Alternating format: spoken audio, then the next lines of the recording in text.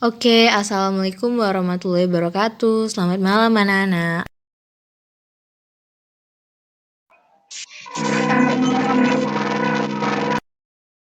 Baiklah, pada pembelajaran ini meskipun kita belajar malam, Ibu harapkan kalian tetap semangat ya mengikuti pembelajaran hari ini.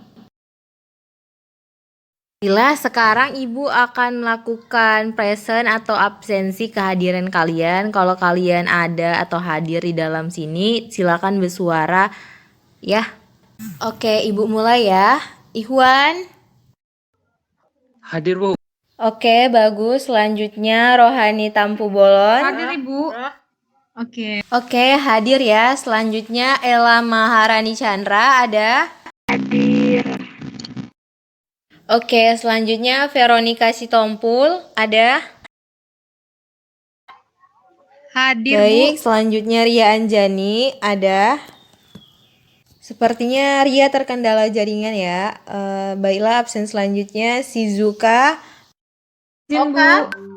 Oke, ya nggak apa-apa.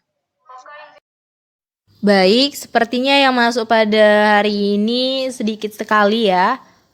Mungkin karena sinyal tidak bagus, jadi kepada kalian tolong diingatkan teman-temannya untuk masuk nanti ya, oke? Nah, jadi anak-anak, pada pembelajaran kemarin, minggu yang lalu, kita akan membahas tentang pergerakan nasional Indonesia. Maka pada pembelajaran hari ini, materi yang akan kita bahas yaitu mengenai proklamasi kemerdekaan Indonesia. Anak-anak ibu sekalian udah belajar nggak di rumah? Sudah ya. Sudah ya? Oh, sudah ya. Bagus-bagus. Ella, suara kamu bagus sekali ya. Besar, tapi nggak apa-apa, mungkin karena jaringannya bagus. Oke, selanjutnya untuk mengetes apakah kalian memahami materinya, Ibu akan menanyakan beberapa pertanyaan singkat ya. Nah, pertanyaannya itu mudah sekali ya. Pada tanggal berapakah Indonesia memproklamasikan kemerdekaannya? Anak-anak ibu tahu nggak? Iya, betul, Ella. Iya, betul Ella. Wah, nampaknya anak Ibu udah belajar ini ya. Ibu udah belajar ini ya. Lalu untuk pertanyaan berikutnya, Ibu ingin bertanya, pada saat proklamasi kemerdekaan itu bagaimana situasi atau keadaan di Sumatera Utara? Murid Ibu tahu nggak? Ya, Bu ingin menjawab. Silakan Rohani. Menurut saya, Bu, Sumatera Utara sama dengan wilayah lainnya. Masyarakat Sumatera Utara sangat senang dan antusias sekali mengetahui Indonesia telah memerdekakan kemerdekaannya. Antusias mereka bisa kita lihat pada saat mereka mendengarkan radio untuk mengikuti perkembangan atau terlaksananya kemerdekaan itu sendiri. Mungkin itu, Bu. Iya, betul sekali yang dikatakan Rohani itu bahwa saat proklamasi kemerdekaan di Indonesia, salah satunya di wilayah Sumatera, itu mereka sangat antusias sekali untuk menyambut adanya proklamasi kemerdekaan Indonesia. Karena seperti yang kita tahu bahwa selama ini kita dijajah dan sengsara, maka hari-hari penting dan besar seperti ini benar-benar hal yang paling kita tunggukan. Terima kasih ya yang sudah menjawab pertanyaan Ibu tadi. Anak-anak Ibu ini benar-benar pintar sekali ya. Selanjutnya Ibu akan menayangkan sebuah film pembelajaran ya, atau biasa disebut dengan video dokumenter tentang perjalanan proklamasi kemerdekaan Indonesia. Jadi tolong kalian lihat dan tonton itu dengan sesama, karena tugasnya akan berhubungan dengan film yang kalian tonton ini. Saat Perang Pasifik, atau yang dikenal dengan nama Perang Asia Timur Raya yang berlangsung selama 4 tahun. Saat Perang Pasifik, atau yang dikenal dengan nama Perang Asia Timur Raya yang berlangsung selama 4 tahun, Jepang mengalami beberapa kekalahan dan menuju ambang kehancuran. 7 September 1944, Jenderal Kuniaki Koiso di hadapan parlemen Jepang berjanji untuk memerdekakan Indonesia bila mencapai kemenangan dalam perang Pasifik. Tujuannya mendapat bantuan Indonesia dalam perang tersebut. Kaum Pergerakan Nasional menyambut hangat janji kemerdekaan oleh Jenderal Koiso. Anggota Badan Penyelidik Usaha-Usaha Persiapan Kemerdekaan Indonesia (BPUPKI) dilantik oleh Jenderal Kumakichi Harada. Rajiman Widyodiningrat, tokoh pergerakan nasional, ditunjuk sebagai ketuanya. Tapi, tidak semua petinggi militer Jepang sepakat dengan pelantikan BPUPKI. Misalnya Jenderal Izagaki dan Yuichiro Nagano. Keberatan dua jenderal itu tidak berarti banyak. Mayoritas petinggi militer Jepang tetap mendukung BPUPKI. Sidang BPUPKI dari 29 Mei sampai 1 Juni 1945 pun berjalan mulus. Setelah bersidang 2 kali, kerja BPUPKI berakhir dengan baik. Sesuai harapan Jenderal Kumakichi Harada, BPUPKI lalu dibubarkan oleh Jenderal Terauchi Hisaichi. Diganti jadi Panitia Persiapan Kemerdekaan Indonesia (PPKI) 7 Agustus 1945. 21 nama anggota PPKI diumumkan. Sebagian besar berasal dari BPUPKI. Mereka sudah bersiap sidang pada 16 Agustus 1945. Soekarno, Hatta, dan Rajiman Widyodiningrat wakil PPKI terbang ke Dalat, Vietnam, 12 Agustus 1945. Di tengah kabar pengeboman Hiroshima dan Nagasaki di Jepang, Jenderal Hisaichi Terauchi, Panglima Angkatan Perang Jepang di Asia Tenggara, menyambut kedatangan mereka. Jenderal Terauchi berkata bahwa PPKI bisa segera memproklamasikan kemerdekaan Indonesia. Kabar gembira tepat pada hari ulang tahun Hatta. Mereka semua senang, kemerdekaan sudah di depan mata. Sepulang dari Vietnam, sejumlah pemuda dari organisasi Angkatan Pemuda Indonesia API membawa Soekarno dan Hatta ke Rengas Dengklok pagi hari 16 Agustus 1945 dari Informasi mengenai kekalahan Jepang yang pasti menjadi angin segar bagi para pemuda Indonesia. Mereka berpikir bahwa inilah saat yang tepat untuk menggaungkan proklamasi yang tentu akan mempertegas status kemerdekaan Indonesia. Ketika Soekarno, Muhammad Hatta, dan juga Rajiman Widyodiningrat baru kembali dari pertemuan dengan jenderal besar di Vietnam, Sultan Syahrir langsung menyampaikan informasi bahwa Jepang sudah menyerah tanpa syarat kepada sekutu, dan ia pun mengusulkan untuk mengadakan proklamasi. Namun, Muhammad Hatta yang pertama kali mendengar informasi itu tidak dapat memenuhi permintaannya. Ia menyampaikan bahwa proklamasi kemerdekaan harus melalui persetujuan dari PPKI terlebih dahulu. Bung Hatta pun akhirnya mengajak Sultan Syahrir untuk datang ke rumah Soekarno, menyampaikan berita ini. Namun sama dengan Bung Hatta, Soekarno mengatakan proklamasi itu tidak mungkin diadakan tanpa ada persetujuan dari PPKI. Tanggapan ini pun akhirnya disampaikan kepada golongan muda. Para pemuda kemudian mengadakan rapat di ruangan bakteriologi di Pengangsaan Timur Jakarta, yang kala itu dihadiri oleh Khairul Saleh, Johar Nur, Kusnandar Subadio, Margono, Wikana, dan juga Alamsyah. Mereka semua sepakat untuk mendesak Soekarno-Hatta tetap mengadakan proklamasi yang rencananya pada saat itu akan dilaksanakan pada tanggal 16 Agustus 1945. Malam harinya, mereka kemudian berangkat ke rumah Soekarno untuk menyampaikan gagasan dari para pemuda. Adu mulut pun akhirnya tak terhindarkan. Bung Hatta yang dipaksa untuk segera mungkin menyelesaikan rancangan proklamasi, ia merasa jengkel karena dirinya dianggap ragu. Tindakan yang akan kau lakukan itu bukanlah revolusi, tetapi bisa dianggap pemberontakan, seperti yang dilakukan dahulu di Munchen oleh Hitler, tetapi akhirnya gagal.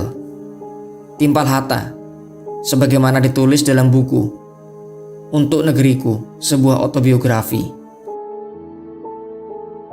Dan rupanya bukan Bung Hatta saja yang terkena desakan. Bung Karno juga langsung disambangi oleh Wikana, Soebadio, Surotokunto, dan juga D.N. Aidit.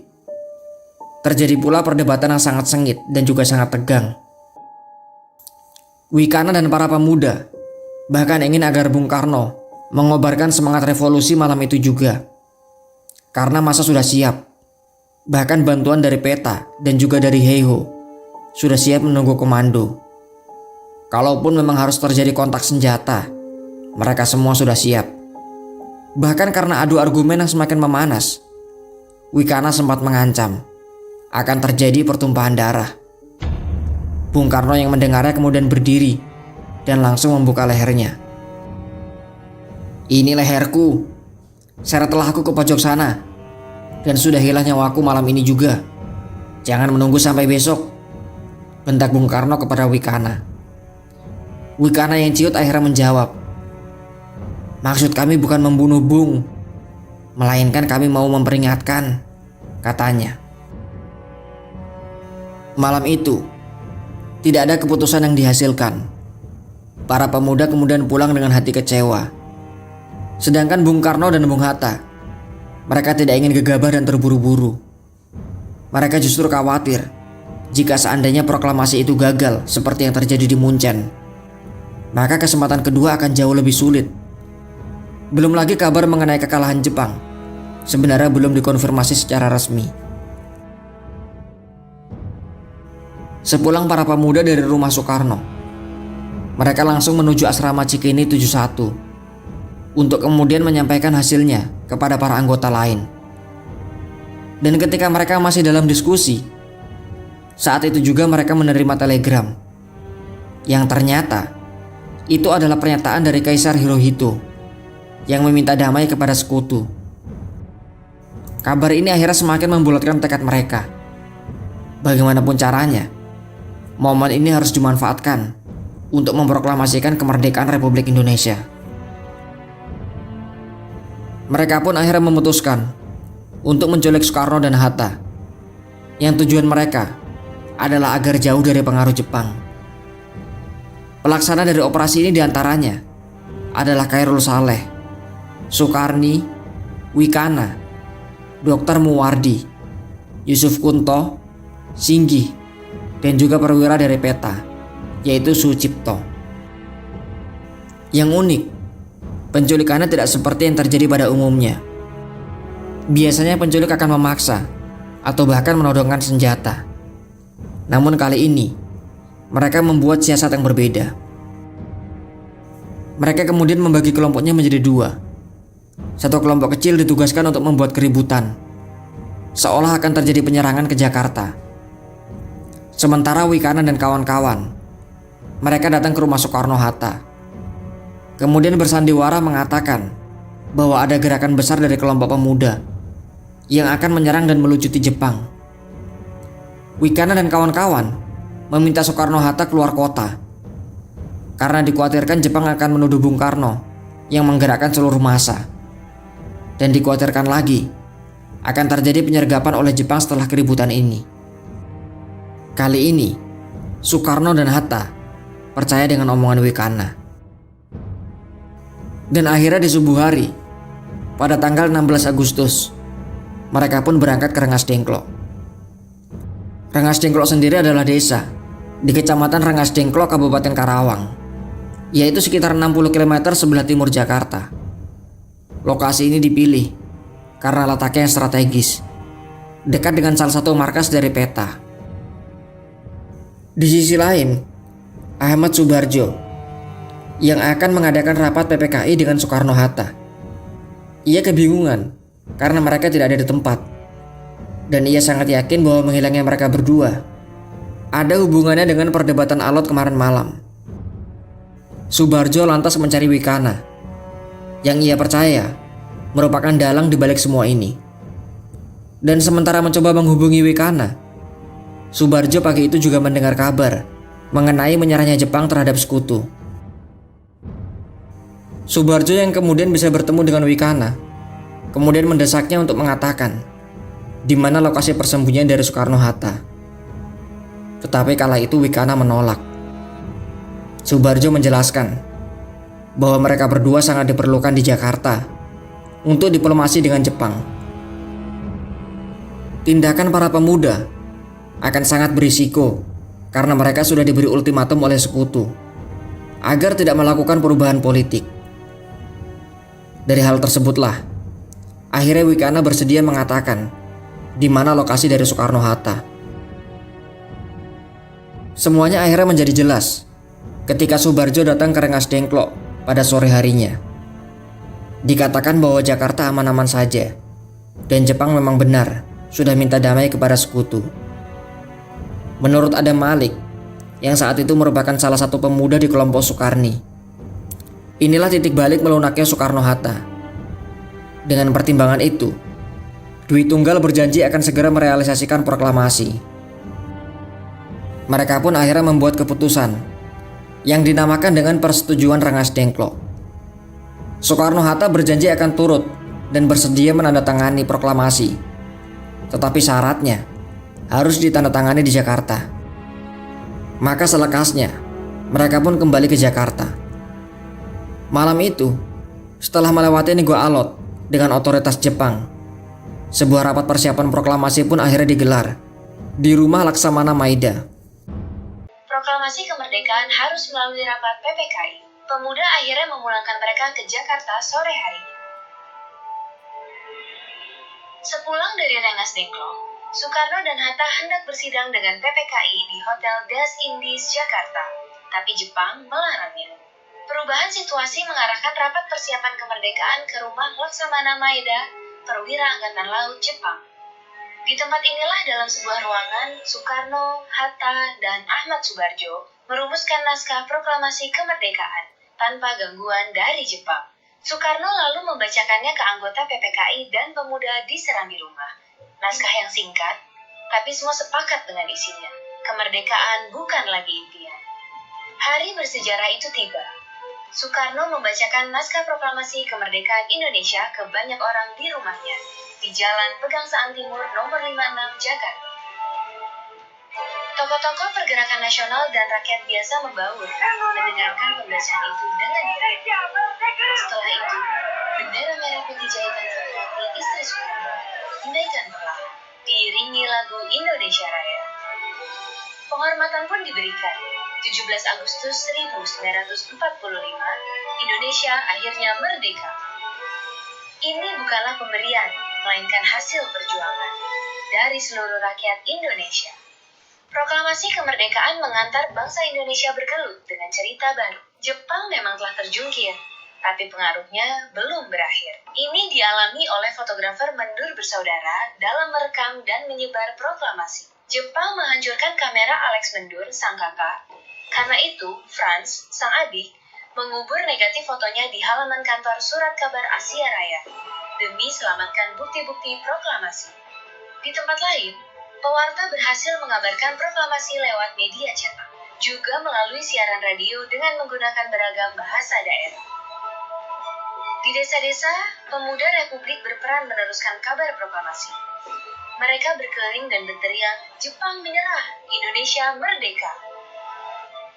Akhirnya, tiap orang menjadi saksi Indonesia telah merdeka. Nah, jadi udah selesai filmnya. Gimana, seru kan? Nah, selanjutnya Ibu akan men-share soal esai singkat ya, pertanyaan singkat untuk kalian jawab nantinya. Tunggu ya. Ibu memberikan waktu 5 menit untuk kalian memahami soal tugas pertanyaan singkat yang Ibu berikan. Kalian ingat-ingat dulu filmnya, kemudian cocokkan dengan pertanyaan Ibu ya.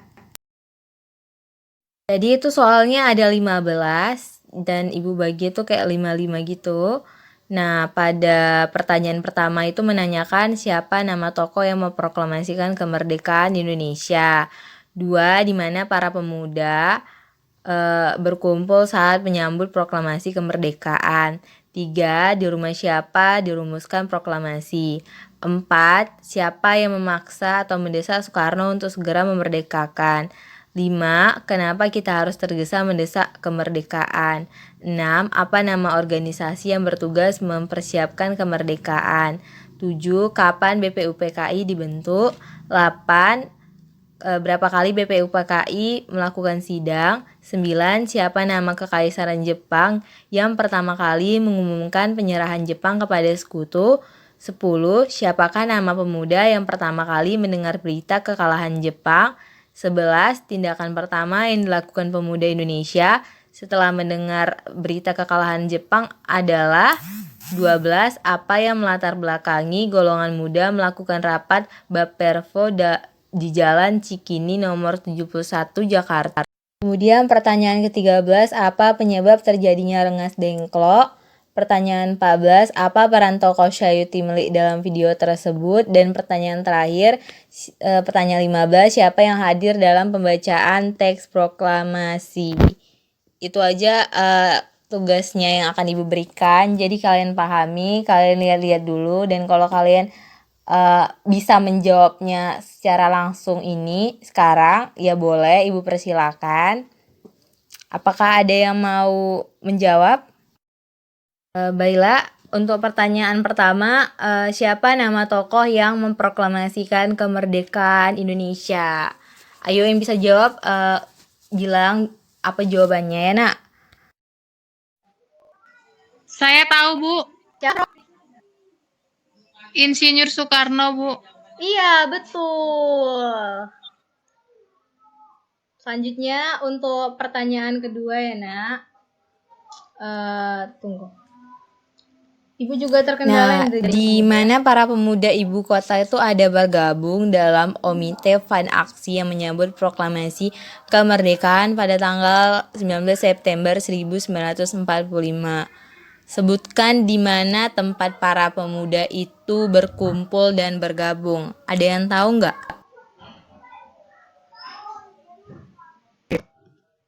Lapangan Ikada. Iya betul, di lapangan Ikada. Terima kasih Ella. Nah, selanjutnya untuk pertanyaan 3, di rumah siapa perusahaan teks proklamasi? Ayo, kalau kalian melihat dari videonya mungkin kalian bakalan tahu ya. Kalian tahu nggak? Di rumah si Vero. Bu, tahu, Bu, saya, Bu. Oh, siapa itu? Veronica, Bu. Oh, Vero. Silakan Vero. Di rumah Laksamana Tadashi Maeda di Jalan Imam Bonjol nomor 1 di Jakarta, Bu. Iya. Oke. Untuk pertanyaan keempat, di video tersebut siapa yang memaksa mendesak Soekarno untuk segera memerdekakan kemerdekaan? Ada yang tahu nggak? Saya, Ibu. Ya, itu siapa? Rohani ya? Iya, Bu. Oke, silakan Rohani. Tolong. Golongan muda, Bu. Ya, betul sekali. Selanjutnya untuk pertanyaan kelima.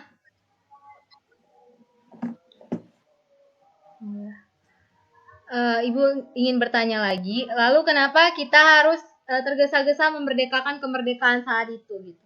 Padahal kita bisa menundanya mungkin pada tahun 1947, kenapa harus 1945 saat itu? Ada yang tahu nggak? Saya, Bu. Ya, silakan Vero. Karena Jepang sudah pergi, Bu, makanya kita harus merdeka secepatnya. Oke, baik, terima kasih. Lalu pada saat kita melakukan proklamasi kemerdekaan atau merdeka, itu kan ada dibentuk badan-badan organisasi gitu. Kalian tahu nggak organisasi apa yang mempersiapkan kemerdekaan Indonesia? Namanya? Tahu, Bu. Oke, silahkan Iwan. BPUPKI. Iya, betul. Lalu, kapan BPUPKI itu dibentuk?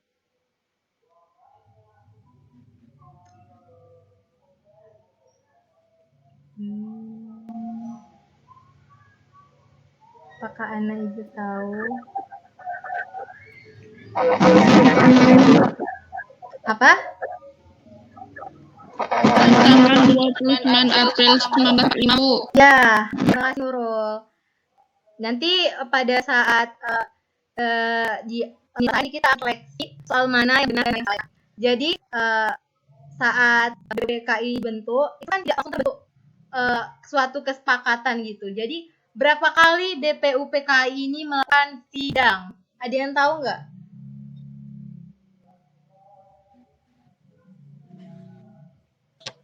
Dua kali, Bu. Iya, betul. Iya, Rani, BPUPKI melakukan sidang 2 kali.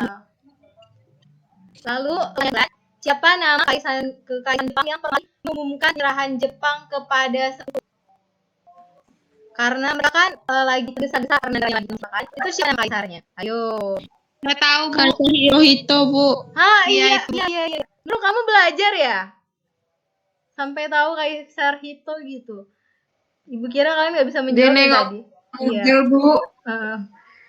Lalu pertanyaan ini ada 6 pertanyaan lagi ya. Gitu. Siapakah nama pemuda yang pertama kali mendengar berita kekalahan Jepang?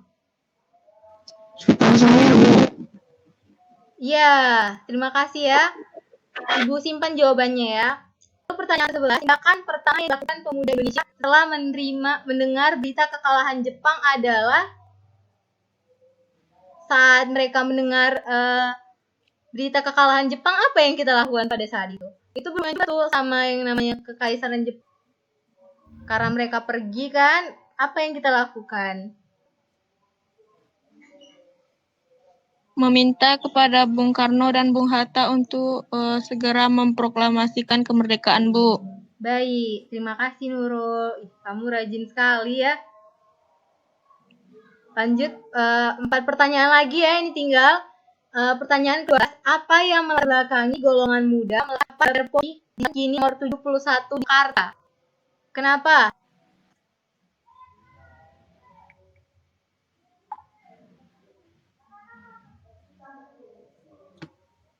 Saya, Bu. Ya, silakan.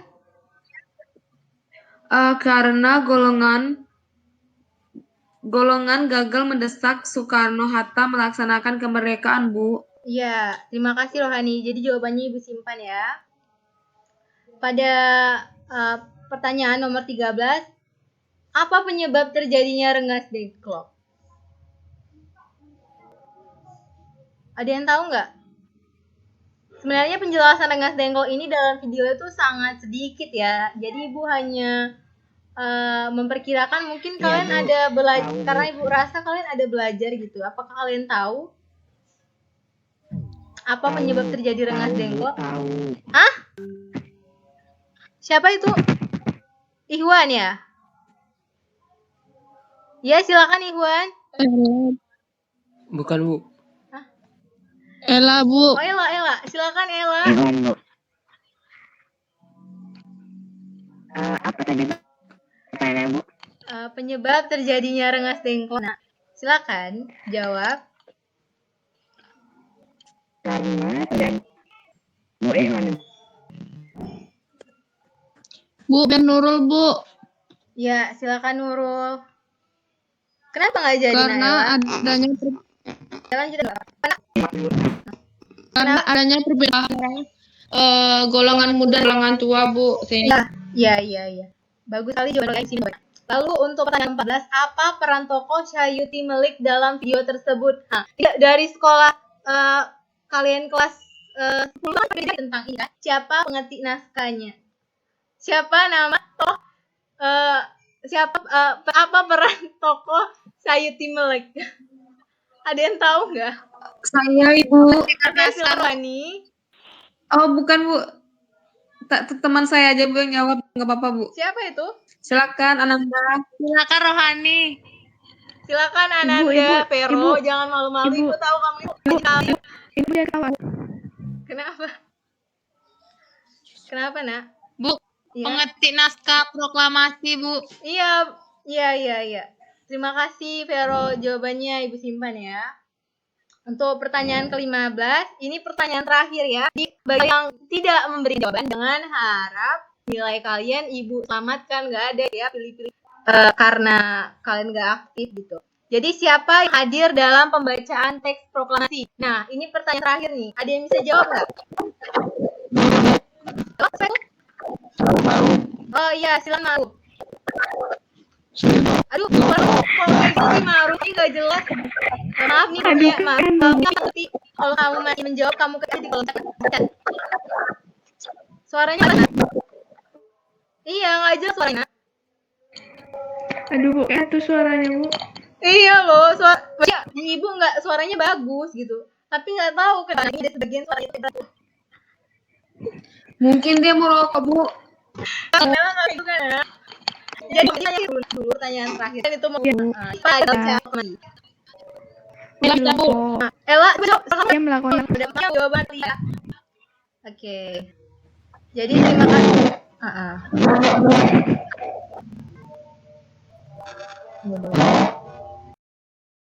Nah, baiklah, selanjutnya Ibu akan memberikan penjelasan terkait jawaban singkat yang sebenarnya. Jadi kalian bisa memahami penjelasan dari Ibu ya, karena Ibu tidak bisa menjelaskannya satu-satu, tapi Ibu gabung dalam suatu keterangan cerita gitu ya, materi. Jadi, latar belakang pembacaan teks proklamasi dimulai atas penyerahan Jepang terhadap sekutu, di mana sebelumnya Jepang pada tahun 1944 telah mengumumkan bahwa Hindia Timur, yaitu Indonesia, diperbolehkan merdeka di kemudian hari. Pengumuman tersebut dilakukan karena tentara Jepang sudah semakin terdesak. Seperti yang anak-anak bilang tadi, mereka ingin kembali ke negaranya karena mereka kena musibah. Bahkan Kepulauan Saipan juga berhasil direbut dari Jepang. Sehingga selanjutnya pada tahun 1945 dibentuklah BPUPKI atau Badan Penyelidik Usaha-Usaha Persiapan Kemerdekaan. Sedangkan yang untuk menyiapkan kemerdekaannya itu adalah PPKI. Nah, yang tadi materi sebelumnya, yang tugas Ibu tadi, pertanyaan singkat tadi, kalian menjawab BPUPKI. Jadi jawaban sebenarnya itu adalah PPKI atau Panitia Persiapan Kemerdekaan Indonesia. Tujuan dari pembentukan badan ini yaitu untuk menarik simpati dari rakyat Indonesia agar mau membantu Jepang melawan sekutu. Namun, saat Perang Pasifik terjadi, Hiroshima dibom pada tanggal 6 Agustus 1945 dan disusul pengeboman Nagasaki tanggal 9 Agustus 1945. Jadi peristiwa tersebut membuat sekitar 4.000 penduduk Jepang menjadi korban dan akhirnya mereka mengakui kekalahan dari sekutu. Itulah buntut peristiwa Jepang berjanji memberikan kemerdekaan pada tanggal 24 Agustus 1945 di Indonesia. Nah, terus untuk pro kontra proklamasi pada peristiwa Rengas Dengklok, itu Indonesia mengalami kontra ya menjelang pembacaan proklamasi tersebut. Pro kontra ini terjadi antara golongan muda dan golongan tua, di mana golongan tua merupakan para anggota PKI seperti Soekarno dan Hatta, sementara golongan muda ini diwakili oleh anggota PETA dan para mahasiswa. Pro kontra ini terjadi karena golongan muda menganggap bahwa golongan tua terlalu konservatif sebab mereka menghendaki pembacaan proklamasi harus melalui PPKI dan sesuai dengan prosedur yang telah dijanjikan oleh Jepang, yaitu tanggal 24 Agustus 1945. Namun di sisi lain golongan muda ini menolak gitu. Mereka ingin segera memproklamasikan kemerdekaan. Jadi kalau kita mengikuti PPKI maka itu kita akan kehilangan kesempatan untuk segera memproklamasikan kemerdekaan. Kemudian Sultan Syahrir yang termasuk dalam golongan muda merupakan tokoh pertama yang mendesak Soekarno-Hatta untuk segera melakukan proklamasi. Selanjutnya, rapat resmi dilakukan di Pengas Timur, Jakarta pada 15 Agustus 1945 yang dihadiri oleh Nur, Subianto, Amarsyah, Khairul Saleh, Husnar, Wikana, Margono, dan Subadi. Jadi meskipun keputusan rapat ini menjadi bagian sejarah kemerdekaan Indonesia, tapi itu telah disampaikan kepada Soekarno dan Hatta. Mereka tetap bersikeras dengan pendiriannya, yaitu proklamasi harus dilangsungkan melalui PKI. Jadi meskipun ada rapat begitu, mereka tetap berkekeh untuk tidak memerdekakan Indonesia nanti aja tanggal 24 sesuai dengan yang dibilang Jepang gitu ya katanya. Kemudian sehingga pada akhirnya golongan muda ini membawa Soekarno-Hatta ke Rengas Dengklok. Nah, salah satu daerah di Kabupaten Karawang. Pilihan membawa Soekarno keluar Jakarta adalah untuk menjauhkan mereka dari pengaruh Jepang. Udah itu aja ya kan. Selanjutnya pada perumusan serta pengemasan teks proklamasi. Jadi setelah peristiwa Rengas Dengklok itu membuat jalan pikiran Soekarno-Hatta itu berubah gitu. Dan pada akhirnya mereka menyetujui agar proklamasi kemerdekaan harus segera dibacakan. Setelah kembali ke Jakarta, mereka menuju kediaman Laksana Maeda untuk melakukan perumusan teks proklamasi. Jadi rumah Laksana Maeda ini dipilih ya, dan menjadi bagian dari sejarah Indonesia karena Maeda ini merupakan kepala kantor perhubungan Angkatan Laut yang aman dari ancaman militer Jepang. Pertemuan di kediaman Laksana Maeda ini dihadiri oleh Soekarno, B.M. Dia, dan Mbah Diro dari golongan muda.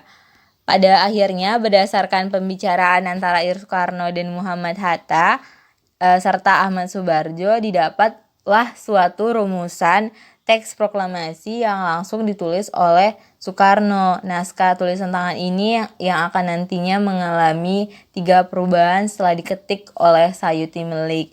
Ya, betul anak. Jadi kalau Sayuti Milik ini adalah orang yang berperan sebagai pengetik naskah proklamasi. Nah, selanjutnya pada saat pembacaan proklamasi kemerdekaan setelah naskahnya dirumuskan dan disahkan, pembacaan proklamasi dilakukan pada tanggal 17 Agustus 1945. Jadi mulanya rakyat dan para tentara Jepang ini mengira bahwa pembacaan teks tersebut akan dilakukan di lapangan Ikada awalnya. Bahkan atas dasar prasangka ini, tentara Jepang sudah memblokade lapangan Ikada terlebih dahulu. Tapi ternyata bukan di lapangan Ikada. Kemudian penyampaian ini malah berada di kediaman Soekarno di Jalan Penggas Timur 56 Jakarta. Pada saat itu halaman rumah Soekarno telah dipadati oleh massa menjelang detik-detik proklamasi. Jadi semuanya sibuk mempersiapkan pembacaan teks. Bahkan Fatmawati itu istri Soekarno tengah menjahit bendera dengan tangan yang ukurannya tidak standar. Setelah persiapan lengkap, teks proklamasi dibacakan oleh Soekarno yang menjadi sejarah kemerdekaan Indonesia. Nah, jadi perjalanan Indonesia untuk mendapatkan kemerdekaan itu memang tidak sebentar gitu. Penduduk tanah air kita itu harus merasakan penjajahan yang kejam dalam kurun waktu bertahun-tahun. Bahkan setelah proklamasi dikumandangkan pun masih banyak perjuangan lainnya yang harus ditempuh. Seperti pembuatan UUD 1945 dan lain sebagainya agar Indonesia bisa menjadi negara seperti sekarang. Baiklah, Ibu rasa itu adalah penjelasan Ibu tentang pertanyaan singkat tadi. Kalau kalian melihatnya mungkin kalian bisa paham. Selanjutnya Ibu akan menutup pembelajaran hari ini. Sepertinya sudah cukup dan kalian sepertinya sudah mulai mengantuk. Baiklah, pada pembelajaran berikutnya kita akan masuk pada materi kehidupan bangsa Indonesia di masa Orde Baru dan Reformasi. Kalian pelajari itu karena nanti kita akan mengadakan sistem yang sama di mana Ibu akan bertanya kepada kalian, oke? Baiklah, sampai di sini anak-anak. Assalamualaikum warahmatullahi wabarakatuh.